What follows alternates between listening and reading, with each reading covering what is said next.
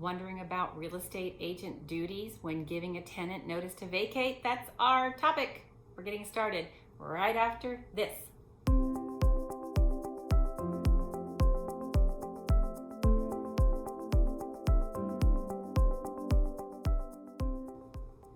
I'm Kim Ward. Welcome back to my channel. I am the developer of ProbateBiz.com, an online training for real estate agents like you who want to be successful helping with homes in probate like me. What are the real estate agent duties when giving a tenant notice to vacate? I'm going to talk about that in 5 simple steps. In some situations, landlords choose to rent out their properties. And in some situations, the decedent may have people living in his home or her home with them as a caretaker or just a friend or maybe a girlfriend or boyfriend. And in those situations, sometimes once the person passes away, those tenants just don't want to leave. And you and I both know it's very difficult to sell a property with a tenant inside of it unless there is an investor who wants to rent the property themselves and they're happy with the tenant that happens to be there. That's very unusual. If you're involved in a home that there is a tenant, of course, tenants have tremendous amounts of rights. And as real estate professionals, we have to be very cautious about honoring and respecting those tenant rights. And simply selling the property does not typically justify an immediate eviction of a tenant. And what you'll find out is that most executors and administrators have no knowledge about how to deal with a tenant that is inside the property that they've become responsible for. In my experiences, many times when it is the actual home of the decedent, there is not an official written contract, like a month-to-month contract or a lease with the people that are now living in the decedent's home. So of course, it's very difficult then to enforce the moving out of that particular tenant. I've been helping Sean for probably 6 months now with a property in San Diego that has a tenant living in it. I believe it's his uncle's girlfriend and her 2 children, and they just don't want to leave. And he has had to pay for an attorney to start the eviction process, but of course, then we went into COVID and we couldn't evict any tenants during that period of time.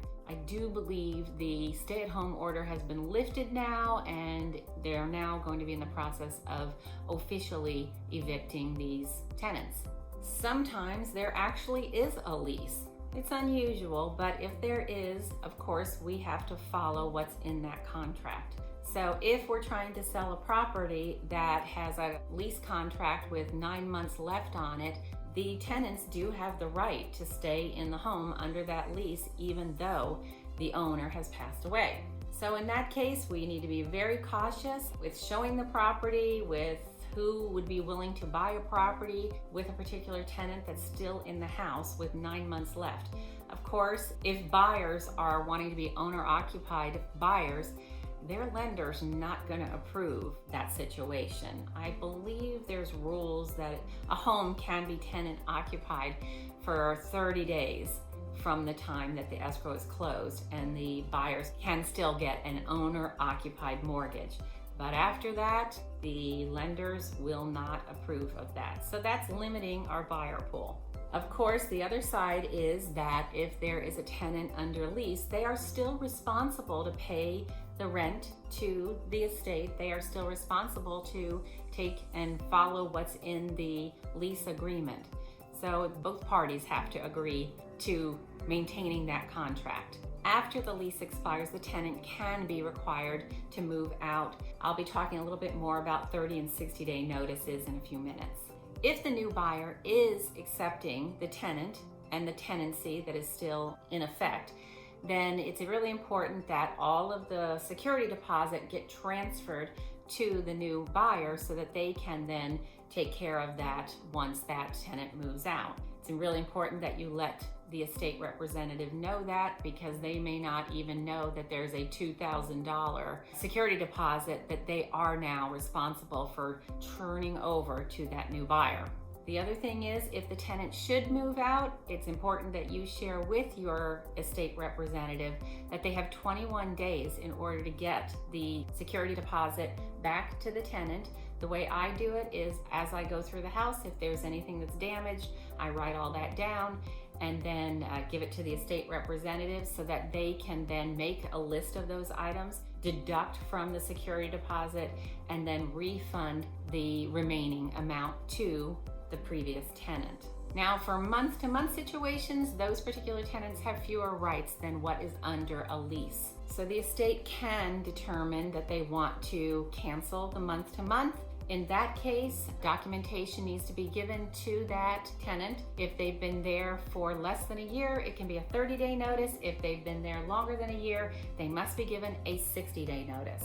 Now, this doesn't mean that you can't start working on the sale of the property during this period of time. You actually can, and I have. What I prefer to do in situations where there's tenants in a property is I'll talk to my client about doing a cash for keys, meaning that they will then pay the tenant some funds to move from the property, handing me or my seller the keys. Typically me. What I do is when that is happening and they're giving me the keys, I've already got my locksmith waiting in a truck to come in and change the locks so that I make sure that we are done with that tenancy. So let's talk about showing a property that is tenant occupied. Tenants have a reasonable right to notice, of course. First, I would be talking with the tenants way before I wanted to show the property so that I develop a bit of a relationship with them. And then how I would request showings is we text to the tenant. So then they text us back and we have a written agreement of the date and time of a showing. Now, you don't need to have written documentation for a showing. I just like to do it that way. You know, having everything in writing is a helpful thing. Here in California, a reasonable amount of notice is 24 hours. So what I do is when I'm first meeting with the tenants, I will ask them if there's certain times that they do not want any kind of showings. I've had some tenants that have small children and they don't want showing before 10 or they may not want any showings between 2 and 4 when nap time's happening, and they certainly don't want showings after 6 when they're having dinner. So I always abide by what the tenant's wishes are unless they're being unreasonable, and I try to make it as simple as possible so that they remain cooperative and I get what I want, which is having showings of the property. So here in California, it's 24-hour notice is reasonable. So I always make sure that we give 24 hours or more, and I always put that in my listing so that agents know, do not call me when you're driving past the house asking to see it within a 15-minute period, because I'm not going to do that, because that would damage my relationship with the tenant, who would then perhaps complain to the executor administrator, and I don't want that. I don't want my executor and administrator to have to get involved in petty things that I should be handling. So the best way to protect yourself and your estate representative is to have a vacant house to be able to deliver to the new homeowner, of course. Sometimes that isn't possible, like we talked about earlier, that you just have to deal with it and make sure that the security deposit and the contract goes to the new owner, and then basically it's their situation to deal with. But I usually like to have the property vacated. I have been involved in some eviction situations where we went through the whole process with the attorney, 3-day notice, 30-day notice, the whole court process.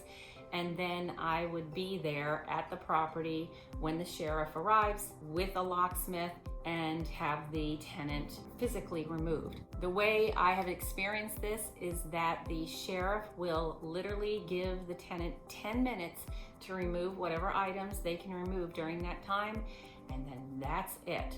Now, I've had situations where the tenant really didn't even move their things out of the house. They got to take their parakeet and their computer and a few things of clothing. And in that case, I would hire someone to go in and box up the remaining personal property of the evicted tenant and set up a time for them to come and pick up their boxed items. Now, this costs the estate money, costs me time, but this is how we do it so that we have a vacant property to be able to give to the new home buyer. So of course, the best thing is to have an agreement with the tenant, and the cash for keys approach is a great way to do it. I explain to my clients that it's better to give the tenant $3,000 to move out and hand me the keys than to be paying for the attorneys and that whole process to happen. You know, that it turns out to be about the same amount of money. So better to get a vacant property with a tenant out and removing all their stuff than to end up with an eviction situation where I have to go in and hire people to box up their items, costing the estate even more money and taking more of my time and more of your time if you're involved in that situation. I hope you found this of value. If you did, give me that thumbs up, subscribe to this channel, and if you have questions or comments, post them down below.